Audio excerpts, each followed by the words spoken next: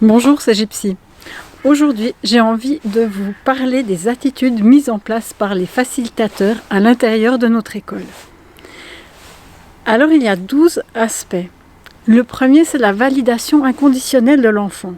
C'est-à-dire qu'on va considérer l'enfant vraiment dans son potentiel, dans ce qu'il peut développer de mieux et dans toutes les facultés qu'il pourrait avoir et mettre en place de plus en plus.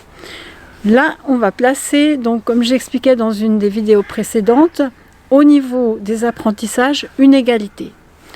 Celui qui fait du piano a autant de valeur que celui qui fait de l'algèbre. Par contre, on va utiliser l'équité au niveau de comment on perçoit l'enfant. C'est-à-dire que certains auront des potentialités dans un domaine, d'autres dans un autre, et en fait, tout ça va se compléter. Et quand on sera en route sur des projets, on va pouvoir mettre en place de la transversalité et de l'interdisciplinarité de la part de chacun. Ensuite, il y a une valeur de responsabilité. On va avoir une attitude responsabilisante vis-à-vis des enfants. Notre école est une école dans laquelle ils vont apprendre la liberté. Mais la liberté, ça implique des responsabilités. Et pour ça, on a par exemple les ateliers, toutes les salles ont une thématique. Si on va dans la salle de bricolage par exemple, il y a un mode de certification. Un enfant pourra utiliser le matériel s'il est capable de l'utiliser en toute sécurité pour lui et pour les autres, mais aussi de pouvoir le ranger à sa place et de le maintenir en bon état pour le suivant. Sinon, il sera privé de cette liberté, de ce libre accès à cet endroit de l'école.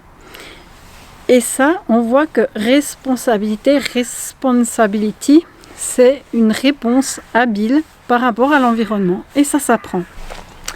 La troisième chose, c'est qu'on va avoir une attitude positive et constructive. On va vraiment toujours chercher là où il y a des potentialités à développer chez l'enfant et l'encourager. Quand il est face à un échec, c'est qu'il apprend. On ne peut que apprendre ou réussir. Quand on se plante, on pousse, et ça c'est important. Ensuite, il y a une quatrième chose, un quatrième point, c'est qu'on va placer les enfants dans des objectifs qui correspondent à leur idéal à eux. Ce n'est pas nous qu'on va leur imposer les choses, mais c'est eux qui vont aller dans ce qu'ils mettent en place vers leur idéal. Par contre, on va les aider à mettre des objectifs en place. On ne va pas les laisser, comme je l'expliquais dans le modèle d'Hudson, dans le marasme trop longtemps à ne pas savoir ce qu'ils veulent mettre en place. On va les aider à se mettre en route et à être dans le lancement. Et une fois qu'ils sont dans ce lancement, et plus dans le renouveau, ils vont tester plein de choses. Donc, ils vont essayer, ils vont arrêter, ils vont reprendre et faire d'autres choses, etc. Mais une fois qu'ils savent ce qu'ils veulent, là, on va avoir un haut niveau d'exigence. Et on va exiger qu'ils s'engagent et qu'ils mettent en place les choses pour aller jusqu'au bout. On va aussi, dans l'école, leur donner un environnement très riche. Donc, au niveau du multi-âge déjà, mais aussi au niveau de ce qu'on leur propose. Au niveau du matériel qui peut exercer tous les sens, par exemple, le matériel Montessori est particulièrement bien fait au niveau du développement des sens, mais aussi de pouvoir aller auprès des gens qui sont directement des professionnels de leur branche. Quand une élève me dit qu'elle s'intéresse à l'histoire de la ville qui est juste à côté, eh bien, elle se rend aux archives cantonales et va discuter avec l'archiviste qui lui montre des documents d'il y a 200 ans qui parlent en fait de l'histoire de la ville.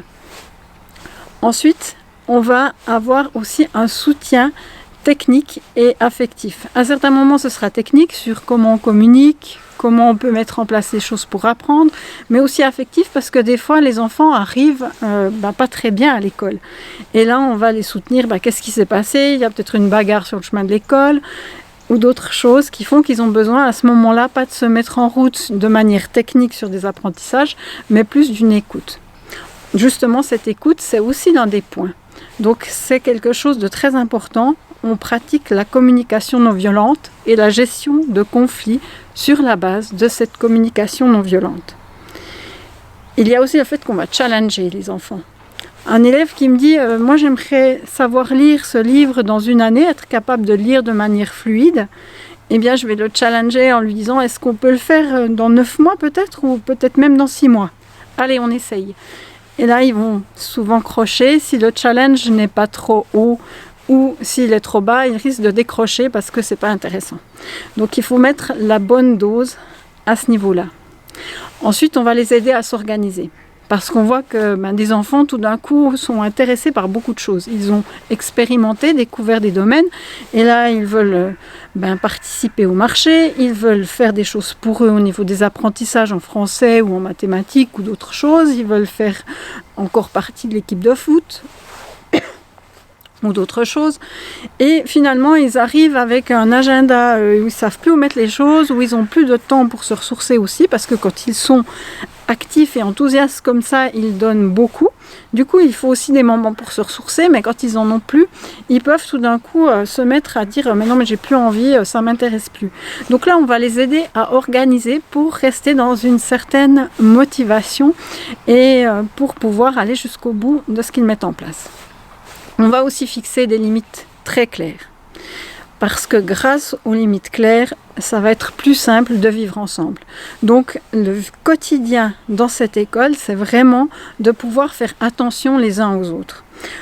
On pousse même assez loin l'idée dans le futur, ce serait que les enfants ne soient pas seulement en train de penser ma liberté s'arrête ou commence celle de l'autre, c'est plus ma liberté commence ou commence celle de l'autre. Je n'attends pas que l'autre m'arrête parce que j'ai été trop loin, mais j'anticipe déjà que ce que je vais faire, ça va être ok ou ça va permettre de contribuer, ou peut-être que ça peut poser problème, et à ce moment-là, je vais déjà me renseigner si c'est ok si je fais de cette manière-là, que ça ne perturbe pas tel ou tel autre, et que tout le monde puisse encore être en parfaite liberté à l'intérieur de l'école.